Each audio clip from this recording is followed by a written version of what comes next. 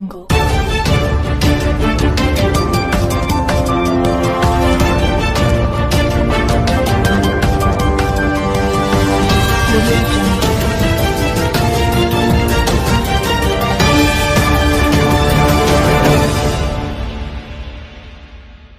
अस्सलामुअलैकुम नाज़रीन, आप देख रहे हैं लीडर है सियासत उर्दू न्यूज़ चैनल। मैं हूं सैयद खालिद असलम। नाज़रीन अस्सलामुअलैकुम रहमतुल्लाहि व बरकातहू। मैं हूं Syed Abid Aslam, chief editor leader है सियासत उर्दू न्यूज़ चैनल से। आप सबको मालूम है कि इस वक्त कोरोना का कहर पूरी रियासत ही नहीं बल्कि पूरे हिंदुस्तान में ये लहर चल रही है। इस लहर से लोग बहुत परेशान हैं।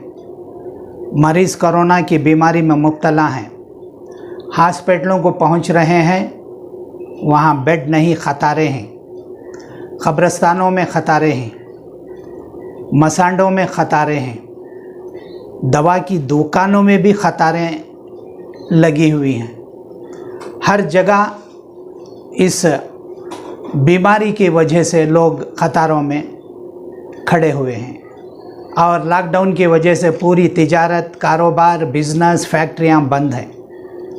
छोटे तबके के लोग बेइंतहा परेशान हैं। ऐसे हालत गुज़र रही है कि ये क़यामत से कम नहीं।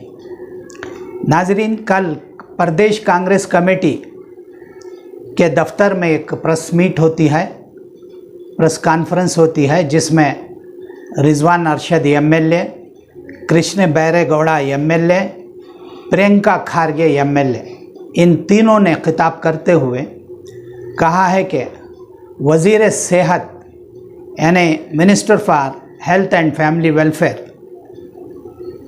पर हमला बोलते हुए वो कह रहे हैं कि सुधाकर जो वज़ीर सेहत हैं, ये बड़े लापरवाह, नाकारा, नाअहल वज़ीर होने की वजह से चीफ मिनिस्टर BS येडियुरप्पा ने उनका इस महकमे को दूसरे 4 वज़ीरों में बांट दिया। ऐसे वज़ीर के होने से ना होना बेहतर उन्होंने कहा है। वैक्सीन जो दिया जा रहा है उसको मरकज़ रियासतों को तकसीम कर रही है।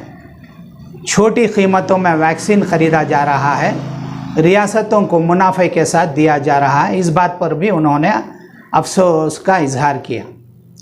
उन्होंने ये भी कहा है कि प्रेस मीट में 35,000 करोड़ रुपये वैक्सीन के खरीदी के लिए रखा है। उस अमाउंट में कितना अमाउंट खर्च किया गया है, कितने वैक्सीन खरीदे गए हैं, कितने लोगों को वैक्सीन दिया गया है, ये मर्ज़, ये बीमारी, ये कोरोना वायरस दिन ब दिन बढ़ता ही जा रहा है, इसकी रोकथाम नहीं हो रही है। इसके लिए इस वज़ीर को एक नाकारा वज़ीर के तौर पर उन्होंने बात बताई है। इस प्रेस मीट में ये बात का भी इशारा दिया गया है, इस दूसरी जो लहर कोरोना की फैली है, इससे पहले माहिरीन ने एक रिपोर्ट पेश की थी हुकूमत कि दूसरी लहर आने वाली है, बड़ी खौफनाक है, ख़तरनाक है। इससे लोगों को बचाने के लिए हुकूमत को पहले से ही तैयार होना चाहिए, मगर हुकूमत ने इस पर तवज्जो नहीं दी। आज हर गली में, हर कूचे में, हर ताल्लुक में कोरोना का कहर तारी हो गया है, बीमारी फैल गई है, लोग परेशान हैं, मुसीबत ज़दा लोग चारों तरफ ऑक्सीजन के ना होने की वजह से दर बदर ठोकरें काट रहे हैं। ऑक्सीजन वक्त पर नहीं मिल रहा है, कई अमवात हो चुके हैं। ऐसी हालत में KPCC के जानिब से एक प्रेस मीट हुई है, उसको आप इस वीडियो के ज़रिए देख सकते हैं। ಇವತ್ತು ಬಹುಶಃ ಇಡೀ ದೇಶದ ಇತಿಹಾಸ ನೋಡಿದ್ರೆ ಸ್ವಾತಂತ್ರ್ಯ ಪೂರ್ವದ ನಂತರ ಇವತ್ತುವರೆಗೂ ಯಾವುದೇ ವ್ಯಾಕ್ಸಿನ್ ಅನ್ನು ಕೇಂದ್ರ ಸರ್ಕಾರದ ಜವಾಬ್ದಾರಿಯಾಗಿ ಇಡೀ ದೇಶದ ಜನಸಂಖ್ಯೆಗೆ ಅದಕ್ಕೆ ಬೇಕಾಗಿರ್ತಕ್ಕಂಥ ವ್ಯಾಕ್ಸಿನ್ ಅನ್ನು ಪೂರೈಸತಕ್ಕಂಥ ಜವಾಬ್ದಾರಿ ಕೇಂದ್ರ ಸರ್ಕಾರವನ್ನು ಮಾಡಿ ಇವತ್ತುವರೆಗೂ ಅದೇ ಇತಿಹಾಸವನ್ನು ನಡ್ಕೊಂಡು ಬಂದಿದೆ. ಆದರೆ ಮೊದಲ ಬಾರಿಗೆ ನಾವು ಏನು ನೋಡ್ತಾ ಇದ್ದೀವಿ ಅಂದರೆ, ಕೇಂದ್ರ ಸರ್ಕಾರ 45 ವರ್ಷದ ಮೇಲ್ಪಟ್ಟವ್ರಿಗೆ ನಾವು ಕಳಿಸ್ತೀವಿ, 18ಇಂದ 44 ವರ್ಷದವರೆಗೆ ನಮ್ಮ ಜವಾಬ್ದಾರಿ ಇಲ್ಲ ಅಂತ ಕೈ ತೊಳ್ಕೊಂಡಿದ್ದಾರೆ. ಈಗೇನಾಗಿದೆ, ಕರೋನಾ ಬಂದ ನಂತರ ಕೈ ತೊಳ್ಕೊಳ್ಳೋದು ಎಲ್ಲರಿಗೂ ಅಭ್ಯಾಸ ಆಗೋಗಿದೆ. ದಿನಕ್ಕೆ 4-5 ಬಾರಿ ಕೈ ತೊಳಿಬೇಕು, 10 ಬಾರಿ ಕೈ ತೊಳಿಬೇಕು. ಅದು ಮೋದಿಯವರು ಮತ್ತು ಅವರ ಮಂತ್ರಿಮಂಡಲದವರು ಚೆನ್ನಾಗಿ ಕಳ್ಕೊಂಡಿದ್ದಾರೆ, ಕೈ ತೊಳಿತಾ ಇದ್ದಾರೆ. ಈಗ 18ಇಂದ 44ವರೆಗೂ ಅವ್ರ ಜವಾಬ್ದಾರಿ ಇಲ್ಲ. ಆದರೆ ಯಾರ ಜವಾಬ್ದಾರಿ? ನೀವು ನೋಡ್ಕೊಳ್ಳಿ. ಅವರಿಂದ ವಸೂಲು ಮಾಡ್ಕೋತಿರೋ, ನೀವು ಕಟ್ತಿರೋ, ನಿಮ್ಮ ಹಣೆ ಬಾರ ಅಂತ ಬಿಟ್ಟಿದ್ದಾರೆ. ಆದರೆ ರಾಜ್ಯದ ಜವಾಬ್ದಾರಿ ಆದರೂ ಸಹ ನೆಗೋಸಿಯೇಷನ್ ಮಾಡ್ತಕ್ಕಂಥ ಜವಾಬ್ದಾರಿ ಯಾರ್ದು? ಯಾವ ರೇಟಲ್ಲಿ ಪಡಿಸ್ಕೋಬೇಕು ಅಂತ ಹೇಳ್ತಕ್ಕಂಥ ಜವಾಬ್ದಾರಿ ಯಾರ್ದು? ಒಂದೇ ಕಂಪ್ನಿ, ಒಂದೇ ವ್ಯಾಕ್ಸಿನ್, ನಾನು ಒಂದು ರೇಟ್ಗೆ ಪಡ್ಕೋಬೇಕು, ಇವ್ರಿಗೊಂದು ರೇಟ್ ಆದರೆ ಇದು ಒಕ್ಕೂಟ ವ್ಯವಸ್ಥೆನಾ? ಕೋಆಪರೇಟಿವ್ ಫೆಡರಲಿಸಮ್ ಅಂತ ನಾವು ಹೇಳುವಾಗ, what is cooperative federalism? You are the chief of the country, we have elected you. ಜನ ವೋಟ್ ಮಾಡುವಾಗ ಬಿಜೆಪಿಗೆ ಸನ್ಮಾನ್ಯ ನರೇಂದ್ರ ಮೋದಿ ಅವರಿಗೆ ಬಹಳ ಉತ್ಸಾಹದಿಂದ, ಬಹಳ ಆಸೆ ಇಟ್ಕೊಂಡು, ಭರವಸೆ ಇಟ್ಕೊಂಡು ವೋಟ್ ಹಾಕಿದ್ರು. ನಾವು ಕೃಷ್ಣ ಬೈರೇಗೌಡರು ಇಬ್ರು ಕೂಡ ಪಾರ್ಲಿಮೆಂಟ್ ಎಲೆಕ್ಷನ್ ಅನ್ನು ಸ್ಪರ್ಧಿಸಿ, ನೀವು ಹೆಂಗಿದ್ದೀರಿ, ಒಳ್ಳೆ ಕ್ಯಾಂಡಿಡೇಟ್, ಯುವಕರು, ಆದ್ರೂ ಈ ಬಾರಿ ಮೋದಿಗೆ ವೋಟ್ ಹಾಕ್ತೀವಿ, ಮುಂದಿನ ಬಾರಿ ನೋಡೋಣ ಅಂತ ಹೇಳಿ ನಮಗೆ ಸೋಲಿಸಿದ್ರು ಜನ ಅಂತ ಅವರು ಕೈ ತೊಳ್ಕೊಂಡಿದ್ದಾರೆ. ನನಗೆ ಆಶ್ಚರ್ಯ ಏನಂದ್ರೆ, 1 ಮೇ ಮುಖ್ಯಮಂತ್ರಿಗಳು ನನ್ನ ಕ್ಷೇತ್ರಕ್ಕೆ ಬಂದ್ಬಿಟ್ಟು ಇನಾಗ್ರೇಷನ್ ಮಾಡಿದ್ರು. ವ್ಯಾಕ್ಸಿನ್ 18 to 44 ಇಯರ್ಸ್ ಇನಾಗ್ರೇಷನ್ ಮಾಡೋಣ ಅಂತ ಭರ್ಜರಿ ಇನಾಗ್ರೇಷನ್ ಆಯ್ತು. ಸ್ವಾಮಿ, ನಮ್ಮ ಹತ್ರ ವ್ಯಾಕ್ಸಿನ್ ಇಲ್ಲ, ನೀವು ಇನಾಗ್ರೇಷನ್ ಮಾಡಿದಾರಲ್ಲ ಅಂತ ನನಗೆ ಇವತ್ತು ಬೇಜಾರಾಗ್ತಕ್ಕಂಥದ್ದು. ನಾನು ಪಕ್ಕ ನಿಂತಿದ್ದೀನಿ. ಈಗ ನನಗೂ ಜನ ಕೇಳ್ತಾವ್ರೆ, ನೀವೇ ಇನಾಗ್ರೇಷನ್ ಮಾಡಿದಿರಿ ಮುಖ್ಯಮಂತ್ರಿಗಳ ಜೊತೆ ನಿಂತ್ಕೊಂಡು, ಎಲ್ಲಿ ವ್ಯಾಕ್ಸಿನ್ ಅಂತ ಕೇಳ್ತಾರೆ. ನಮ್ಮ ಆರೋಗ್ಯ ಮಂತ್ರಿಗಳು, ಆರೋಗ್ಯ ಮಂತ್ರಿ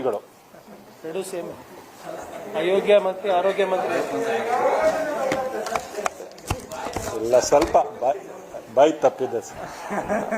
ಆರೋಗ್ಯ ಅದು ಸ್ವಲ್ಪ ನೀವು ಅರ್ಥ ಮಾಡ್ಕೊಂಡ್ರೆ ಸಾಕು ನಮ್ಗೆ. ಅವರು ಟ್ವೀಟ್ ಮಾಡಿದ್ದಾರೆ 18 to 44ಗೆ ಲಭ್ಯವಾಗಿದೆ, ಹೋಗಿ ತಕೊಳ್ಳಿ, ರಿಜಿಸ್ಟರ್ ಮಾಡ್ಕೊಳ್ಳಿ ಅಂತ. ಈಗ ಮುಖ್ಯಮಂತ್ರಿಗಳು ಇನಾಗ್ರೇಷನ್ ಮಾಡಿ, ಆರೋಗ್ಯ ಮಂತ್ರಿಗಳು ಟ್ವೀಟ್ ಮಾಡಿದ್ರು ಸಹ ವ್ಯಾಕ್ಸಿನ್ ಲಭ್ಯ ಇಲ್ಲ ಅಂದ್ರೆ ಯಾರ್ದು ಹೊಣೆಗಾರಿಕೆ ಇದು, ಯಾರ್ದು ಫೇಲಿಯರ್ ಅಂತ ನಮಗೆ ಅರ್ಥ ಆಗ್ತಾ ಇಲ್ಲ. 3,500 ಕೋಟಿ ರೂಪಾಯಿ ವ್ಯಾಕ್ಸಿನ್ ಪರ್ಚೇಸ್ ಮಾಡಕ್ಕೆ ಇವತ್ತು ಬೇಕಾಗಿದೆ. ಕೇಂದ್ರ ಸರ್ಕಾರ ಪರ್ಚೇಸ್ ಮಾಡಿದ್ರೆ 50% ರೇಟ್, ರಾಜ್ಯ ಸರ್ಕಾರ ಪರ್ಚೇಸ್ ಮಾಡಿದ್ರೆ 100% ರೇಟ್.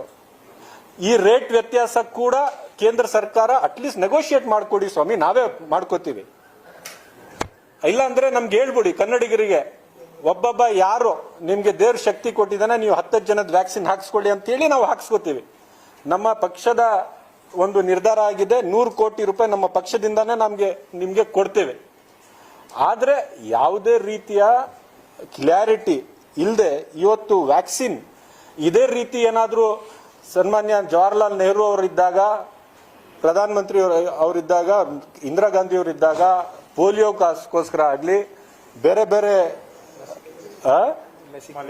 ಮಲೇರಿಯಾಗಾಗ್ಲಿ, ಟೈಫಾಯ್ಡ್ಗಾಗ್ಲಿ, ಟಿಬಿಗಾಗ್ಲಿ ಏನಾದ್ರೂ ಆ ರೀತಿ ಆ ಅಂದಿನ ಸರ್ಕಾರ ಇವತ್ತು ಇವ್ರು ಮಾಡದೇ ಇದ್ದಂಗೆ ಮಾಡಿದ್ರೆ ಇವತ್ತು ಪೋಲಿಯೋ ಫ್ರೀ ನೇಷನ್ ಆಗಿ ಮಾಡಕ್ ಸಾಧ್ಯವೇ ಅಂತ ನಾನು ಇವತ್ತು ನಿಮ್ಗೆ ಕೇಳಕ್ ಇಚ್ಛೆ ಪಡ್ತೀನಿ. ಪ್ರತಿಯೊಂದಕ್ಕೂ ಜವಾಹರ್ಲಾಲ್ ನೆಹರು ಅವ್ರನ್ನ ಬಯೋರು, ಅಟ್ಲೀಸ್ಟ್ ಅವರಿಂದ ಕಲ್ತ್ಕೊಳ್ಳಿ ಹೇಗೆ ವ್ಯಾಕ್ಸಿನೇಷನ್ ಮಾಡಿದ್ದಾರೆ ಅಷ್ಟು ದೊಡ್ಡ ಜನಸಂಖ್ಯೆಗೆ ಅಂತ. ಇವತ್ತು ಬೇರೆ ದೇಶಗಳಲ್ಲಿ ಈಗ USA ಫುಲ್ ಮಾರ್ಕೆಟ್ ಓಪನ್ ಮಾಡ್ತಾವ್ರೆ. ಆಲ್ಮೋಸ್ಟ್ ಇನ್ 4 months. ಟ್ರಂಪ್ ಇರುವಾಗ ಇದೇ ರೀತಿ ಇತ್ತು. ಇವತ್ತು ಇಂಡಿಯಾದಲ್ಲಿ ಏನ್ ಕನ್ಫ್ಯೂಷನ್ ಇದೆ, ಅಮೆರಿಕಲ್ಲೂ ಅದೇ ಕನ್ಫ್ಯೂಷನ್ ಇತ್ತು ಟ್ರಂಪ್ ಪ್ರೆಸಿಡೆಂಟ್ ಇದ್ದಾಗ. ಬೈಡನ್ ಬಂದ ನಂತರ 4 ತಿಂಗಳಿಗೆ ವ್ಯಾಕ್ಸಿನ್ ಸಮಸ್ಯೆ ಇಲ್ದಂಗೆ ಇಡೀ ಜನಸಂಖ್ಯೆಗೆ ವ್ಯಾಕ್ಸಿನೇಟ್ ಮಾಡಿ ಅವರು ಓಪನ್ ಮಾಡ್ತಾವ್ರೆ. ನೀವು ಇನ್ನೂ ಕೂಡ ವ್ಯಾಕ್ಸಿನೇಷನ್ ಬಗ್ಗೆ ತೆರೆ ಕೆಡ್ಸ್ಕೊಂಡಿದ್ರು ಇಲ್ವೋ ಗೊತ್ತಿಲ್ಲ. ಅಷ್ಟು ಕನ್ಫ್ಯೂಷನ್ ಯಾಕೆ? ಒಳ್ಳೆ ಸಲಹೆಗಾರರಾದ್ರೂ ಇಟ್ಕೊಂಡು ಒಂದು ದೊಡ್ಡ ಮನಸ್ಸಿಂದ, ಯಾಕಂದ್ರೆ ಕರ್ನಾಟಕ ಪ್ರಧಾನಮಂತ್ರಿಗಳು ಕನ್ನಡಿಗರಿಗೆ ಕೃತಜ್ಞತೆ ಸಲ್ಲಿಸಬೇಕು. 26 MPs ನಮ್ಮಿಂದ ಹೋಗಿದಾರಲ್ಲ, ಅವರು ಕೂಡ ಥ್ಯಾಂಕ್ಫುಲ್ ಇಲ್ಲ. ಇವರು ಕೂಡ ಪ್ರಶ್ನೆ ಕೇಳೋದಿಲ್ಲ. ನಾವು ಯಾರು ಕೇಳಬೇಕು ಅಂತ ಇವತ್ತು ನಮ್ಮ ಪರಿಸ್ಥಿತಿಗೆ ಈಗ 18 ಇಂದ 44 ವರ್ಷದವ್ರಿಗೆ ವ್ಯಾಕ್ಸಿನ್ ಕೊಡ್ಸೋದು ಯಾವಾಗ, ಬರೋದು ಯಾವಾಗ, ಅಲ್ಲಿ ದುಡ್ಡು ಕಟ್ಟೋದು ಯಾವಾಗ? ಈಗ ಬೇರೆ ಬೇರೆ ಸ್ಟೇಟ್ಸ್ ಟೆಂಡರ್ ಕರೆದವ್ರೆ. ಕರ್ನಾಟಕ ಕೂಡ ಟೆಂಡರ್ ಕರೆದಿದೆ, ತೆಲಂಗಾಣ ಕೂಡ ಟೆಂಡರ್ ಕರೆದಿದೆ ವ್ಯಾಕ್ಸಿನ್ಗೆ. ಸೊ ನಾವೇ ಟೆಂಡರ್ ಅಲ್ಲಿ ಕಾಂಪೀಟ್ ಮಾಡೋದಾ ಅಂತ. Karnataka should compete with Telangana, Telangana should compete with Andhra, Andhra should compete with Uttar Pradesh. ಆದ್ರೆ ಇದು ಒಂದು ನಮ್ಮ ಒಂದು ದೇಶ ಆಗಿದೆ. ಆದ್ರೆ ಇಷ್ಟು ಕನ್ಫ್ಯೂಷನ್, ಬೇರೆ ಬೇರೆ ರಾಜ್ಯದಲ್ಲಿ ಕಾಂಪಿಟೇಷನ್, ಬೇರೆ ಬೇರೆ ಟೆಂಡರ್, ಗ್ಲೋಬಲ್ ಟೆಂಡರ್ ಅದನ್ನು. ಸೊ ಇದು ಏನಂತ, ಯಾರ ಜವಾಬ್ದಾರಿ, ಯಾರಿಗೆ ಹೇಳಬೇಕು ಅಂತ ಬಹಳ ದುಃಖದಿಂದ ಇವತ್ತು ಇದನ್ನು ನಾವು ಪ್ರಸ್ತಾಪ ಮಾಡಿದ್ದೇವೆ. ಧನ್ಯವಾದಗಳು.